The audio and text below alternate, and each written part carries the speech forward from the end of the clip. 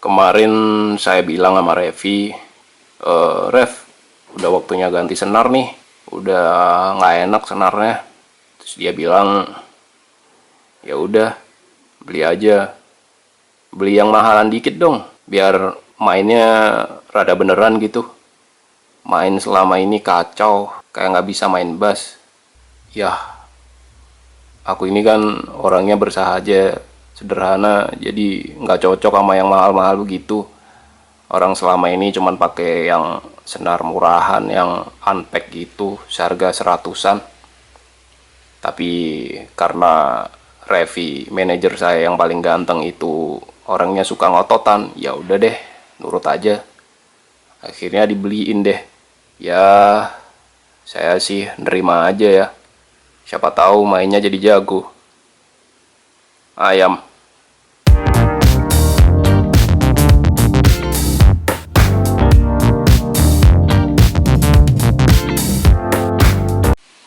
Halo semuanya, ketemu lagi di pekerjaan serius.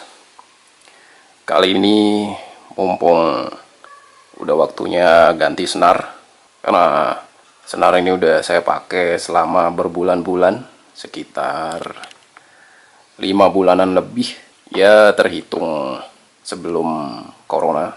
Jadi mari kita bahas tentang tutorial mengganti senar ala saya. Ya moga-moga aja bener ya tutorialnya. Yang jelas saya selalu pakai metode yang seperti ini. Semoga bisa membantu. Oke, langsung aja pertama-tama kita lepas dulu senar lamanya. Sekalian bersihin beberapa bagian yang susah untuk dijangkau pas senar dalam keadaan terpasang, kayak di bridge, pickup, headstock, sama fretboard yang paling sering kepegang tangan ya, jadi daki-daki kan pada nempel di situ tuh. Ya alat memang harus kita bersihin sih, at least 2 bulan atau tiap kali kita ganti senar. Karena kalau misalkan kotoran-kotoran itu bakal numpuk atau berkarat, bakalan nyusahin kita nanti ke depannya kalau dibiarin lama-lama. Untuk ngelepas senar biasanya saya kendorin dulu tuningnya secara bertahap. Jadi nggak langsung kendor gitu, jadi perlahan aja. Ntar kasihan necknya bisa melintir kalau tensinya nggak rata. Biasanya saya urut dari senar nomor 1, 4, 2, 3, jadi selang-seling gitu. Yang penting bertahap aja ya, pelan-pelan. Setelah semua senar benar-benar kendor dan lepas dari tuning mesin, tinggal copot deh, pelan-pelan aja sambil dipegang ujung senarnya biar nggak kemana-mana. Takutnya ngegores body kan, sayang tuh, mulus jadi baret-baret gara-gara senar doang.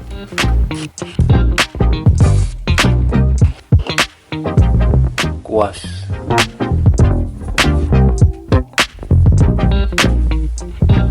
Ini bacanya handuk buat bass.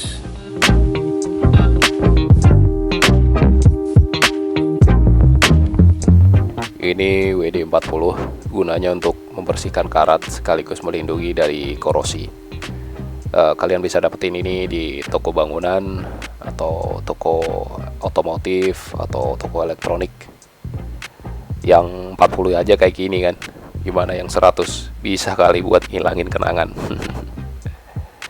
Jadi trot di bagian-bagian yang rawan karat, kayak baut di bridge, shadow, tuning mesin, kayak begitu-begitu. Trot.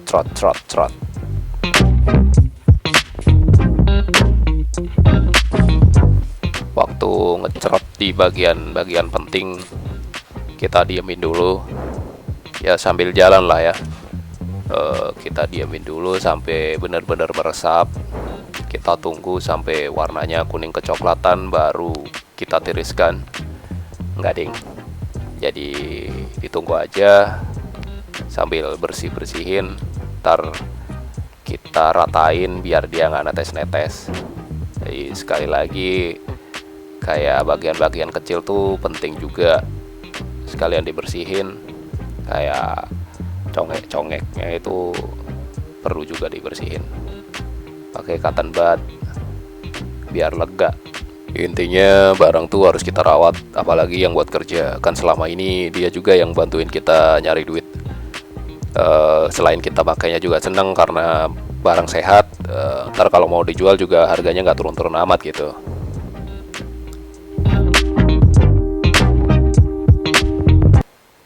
Nah kalau bersih gini kan enak liatnya.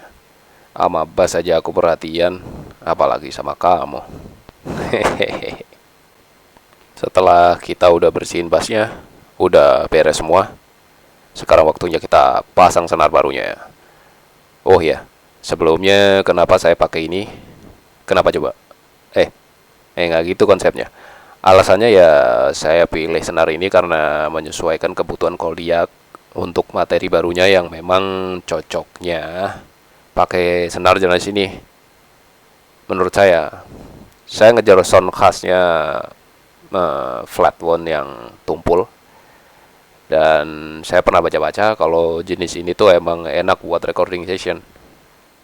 Jadi suara-suara yang nggak diperlukan di senar ini tuh minim banget. Kayak contohnya suara gesekan kalau pas geser antar fret kayak gitu. Tapi kalau kalian nyari karakter yang besi banget, yang brightnya kayak desing desing desing gitu, mending jangan beli ini.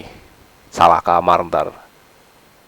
Jadi ada beberapa jenis senar yang saya tahu. Ada round wound, itu yang paling banyak orang pakai. Ada flat wound ini, ada juga tap wound. Perbedaannya paling mencolok dari selain bahan logamnya adalah lapisan terluarnya. Jadi senar itu ada beberapa lapisan. Lapisan dalam itu ada inner core, terus ada lapisan lagi, dan ada lapisan terluar. Ini nih yang bikin mereka kelihatan beda banget. Dan masing-masing tipe ini menghasilkan karakter sound yang beda banget. Kayak gini nih perbedaannya.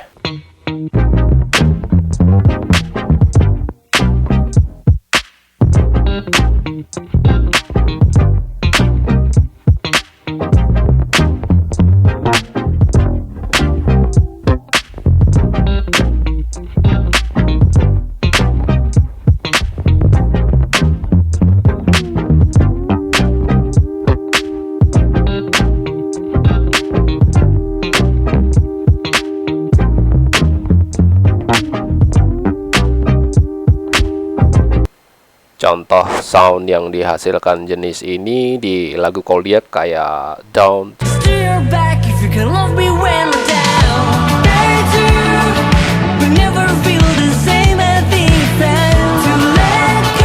sama No Makeup.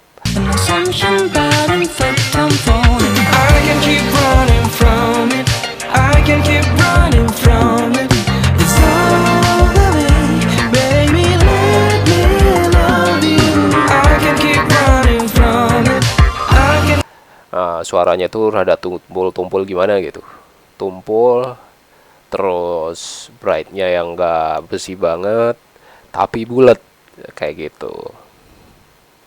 Ya udahlah ya, kita buka aja langsung, siapa tahu dalamnya ada hadiah duit kayak ciki-cikian gitu. Ya, mohon maaf Anda belum beruntung, kayaknya ini palsu deh, karena yang asli yang ada badaknya. Sebelum ujung senar dimasukkan ke tuning mesin, posisinya harus pas, jangan sampai ngeganjel apapun. Dan pastikan dulu senar jangan sampai melintir terutama di tahapan ini. Jadi ujung senar harus masuk ke lubang bridge-nya, itu harus bener tuh. Nih, kalau ini sampai dia melintir, bayangin aja udah melintir terus ditarik kenceng banget, dia bakalan nggak kuat, nggak awet.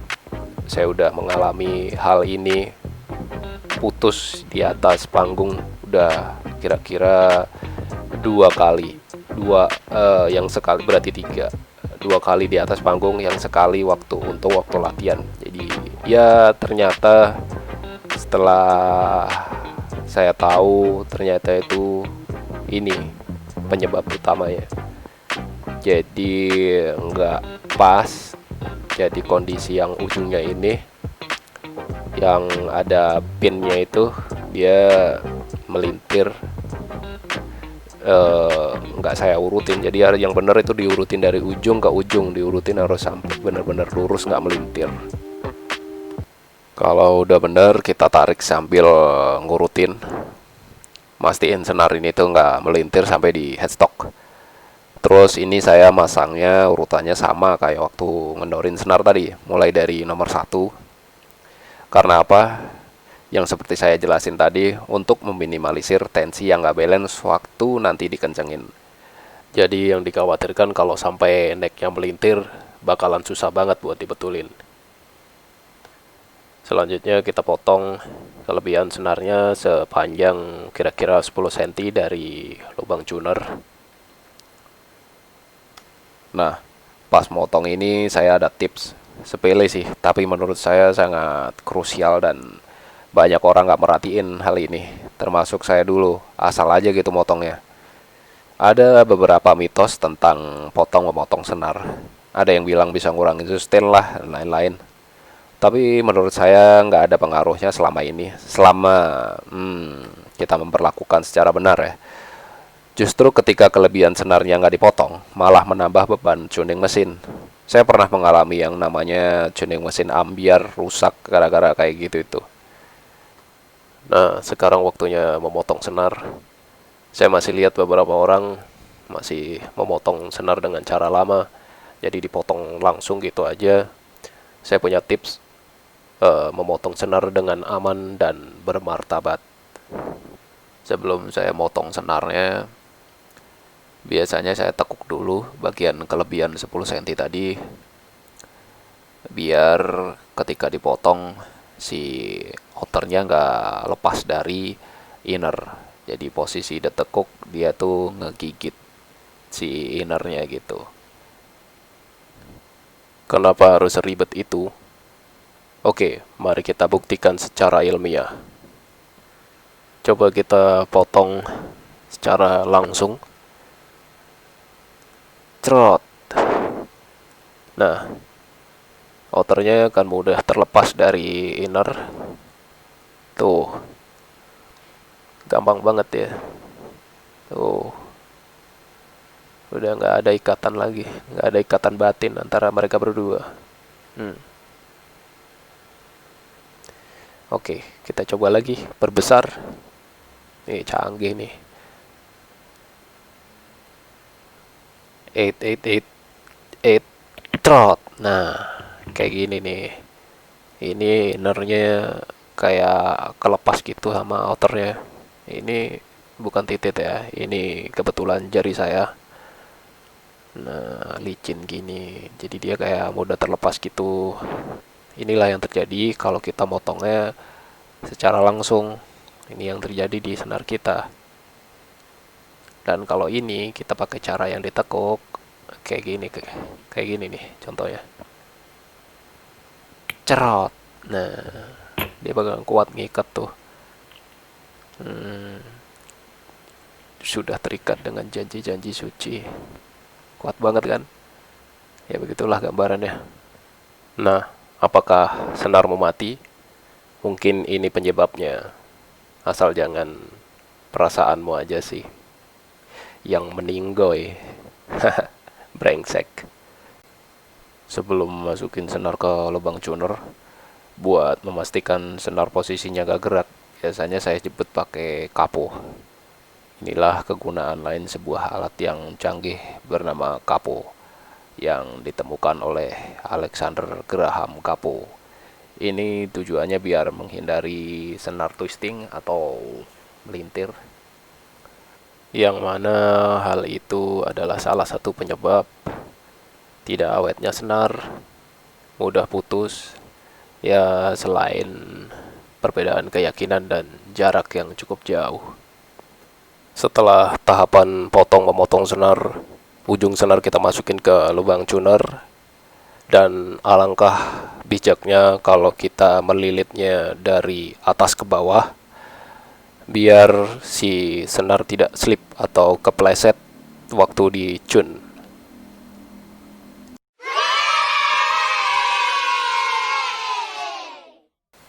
setelah terpasang semua senarnya dengan sempurna, kita tuning dulu harmoninya.